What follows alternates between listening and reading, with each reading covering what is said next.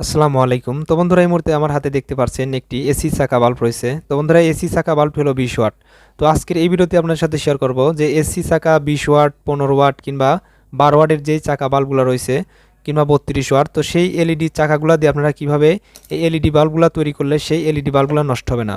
তো বন্ধুরা আজকের এই ভিডিওটি স্কিপ না করে সম্পূর্ণ দেখতে থাকুন। তো বন্ধুরা আজকে আমি যে পদ্ধতির মাধ্যমে এই বাল্বটিতে এসি কানেকশন করব, তো যদি আপনারা সেই পদ্ধতির মাধ্যমে এই বাল্বগুলোতে এসি কানেকশন করে দেন তাহলে কিন্তু আপনাদের এই বাল্বগুলা দেখা যাবে 6 মাস থেকে 1 বছরের মধ্যে এই বাল্বগুলা নষ্ট হবে না। তো অনেকেই আছেন যে এই বাল্বগুলা লাগানোর পর দেখা যায় যে 1 সপ্তাহ 1 মাস কিংবা 1.5 মাস বাদে বাদে বারবার নষ্ট হয়ে যায়। তো বন্ধুরা আমি এই এলইডি বাল্বগুলাতে আমি এর আগেও যেভাবে রিপেয়ার করেছি দেখেছি সেগুলো কিন্তু আমি এখন পর্যন্ত ব্যবহার করছি। তো সেই এলইডি বাল্বগুলো কিন্তু নষ্ট হয় নাই।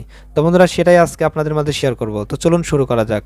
তো বন্ধুরা এখানে আমরা বাল্বের যে কভারটি দেখতে পাচ্ছি, তো এই বাল্বের কভারে এখান থেকে আমাদের দুইটা তার বের করতে হবে। তো আমরা সর্বপ্রথমে এখান থেকে দুইটা খুলে নিয়েছি। তো এটা খুলে নেওয়ার পর আমরা এখান থেকে দুইটা তার বের করব।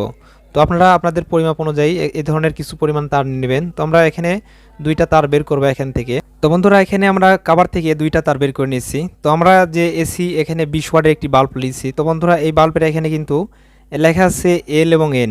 তো এখানে যদি আমরা এখন সরাসরি লাগাই দেই তাহলে কিন্তু আমাদের এই বাল্বটি জ্বলে উঠবে। তো সেক্ষেত্রে বাল্বটি কিন্তু বেশি দিন লাস্টিং করবে না। তো বন্ধুরা তার জন্য আমাদের এখানে কিছু কম্পোনেন্ট ব্যবহার করতে হবে। তো এখানে আমি 3টা কম্পোনেন্ট ব্যবহার করব।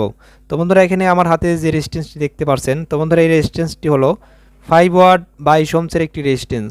তো আপনাদের এই ধরনের একটি 5 ওয়াট 22 ওহমসের একটি রেজিস্ট্যান্স প্রয়োজন হবে।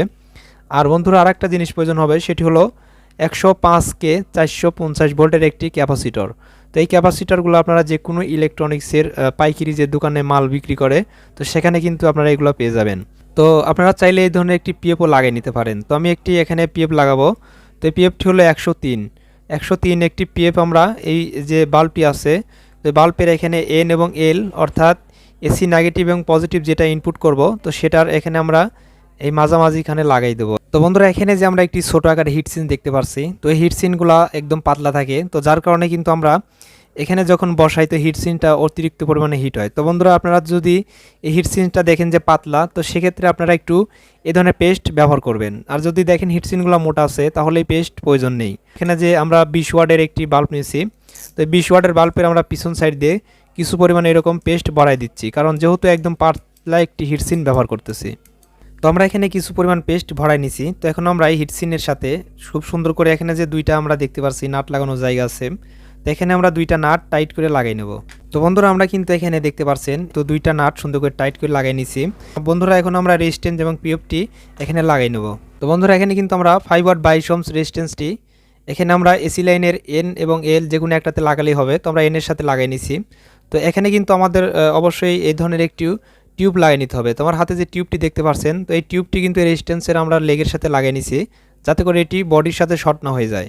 তো বন্ধুরা এখন আমরা যে 105 যে পিএফটি লাগাবো, তো সেই পিএফের এখানেও কিন্তু আমরা লেগের সাথে এই টিউব পিপারটি ব্যবহার করব। তা না হলে কিন্তু আমরা যে এই সাইড দিয়ে লাগাইছি তো এখানে কিন্তু বডির সাথে লেগে যাবে। তো অবশ্যই এটি কিন্তু খেয়াল করে লাগাতে হবে। তো বন্ধুরা আমরা কিন্তু বাল্বের সাথে 104 পিএফটা এখানে লাগাই নিয়েছি। আর এই সাইডে আমরা একটি রেজিস্ট্যান্স এবং পিএফ যে দেখাইলাম, তো দুইটাই কিন্তু কানেকশন করে নিয়েছি। তো বন্ধুরা এখন আমরা যে বাল্বের থেকে দুইটা তার বের করেছিলাম এসি, তো এই দুইটা তার আমরা সরাসরি এই প্রান্তে একটা লাগাবো এবং এই প্রান্তে একটা লাগাবো। তার সাথে আমরা টিউব ব্যবহার করব। টিউব ব্যবহার করার পর এখানে কিন্তু সুন্দর করে আমরা ঝালাইটা দিয়ে নেব। তো বন্ধুরা আমরা যে এখান থেকে এসি লাইনে দুইটা তার বের করেছিলাম, তো আমরা এই তারের সাথে কিন্তু টিউব লাগিয়ে নিছি।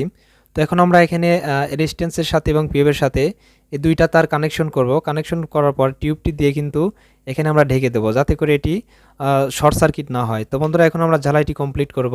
তো আমরা এখানে ঝালাইটি দিয়ে নিয়েছি। তো বন্ধুরা এখানে কিন্তু আপনারা দেখতে পাচ্ছেন যার শুধু দুইটা এসি লাইন নিয়ে এসে আমরা এখানে একটি 5 ওয়াট 22 ওহমসের রেজিস্ট্যান্স লাগাইছি এবং এই সাইডে 105K 450 ভোল্টের একটি পিএফ। তো আপনারা যদি এই সাইডে এই পিএফটা লাগালেও লাগাতে পারেন, না লাগালেও কোনো সমস্যা হবে না।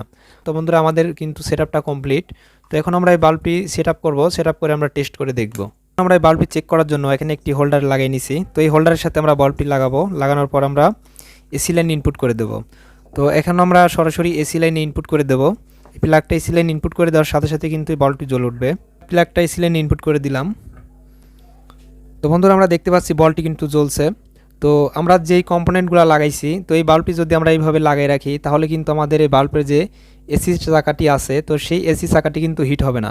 তো যেহেতু ওখানে আমরা একটি পিএফ লাগাইছি 5 ওয়াটের একটি 22 ওহমসের রেজিস্ট্যান্স লাগাইছি, তো বন্ধুরা সেক্ষেত্রে কিন্তু এসি চাকাটি এখন হিট হবে না। তো বন্ধুরা আজকের যে পদ্ধতির মাধ্যমে আপনাদের সাথে শেয়ার করলাম যে এই এলইডি বাল্ব চাকাগুলা আপনারা এইভাবে যদি কানেকশন করে দেন, অর্থাৎ রেজিস্ট্যান্ট পিএফ লাগাই দেন, তাহলে কিন্তু এই এলইডি বাল্বগুলা অনেক দিন লাস্টিং করবে। তো আমি বলতেছি না আপনাদের 6 মাস, 1 বছর, 2 বছর চলে যাবে বা এই ধরনের গ্যারান্টি।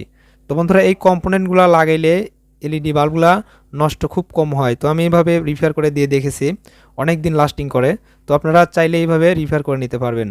তো বন্ধুরা ভিডিওটি দেখে যদি আপনাদের কোনো উপকার এসে থাকে তাহলে অবশ্যই একটি লাইক দিবেন, আর এই ধরনের সব ভিডিও দেখতে আমাদের চ্যানেলটি সাবস্ক্রাইব করে দিবেন। ফেসবুক পেজ থেকে যদি দেখে থাকেন তাহলে বন্ধুরা অবশ্যই পেজটি ফলো দিয়ে রাখবেন। তো দেখা হবে নেক্সট কোনো ভিডিওতে।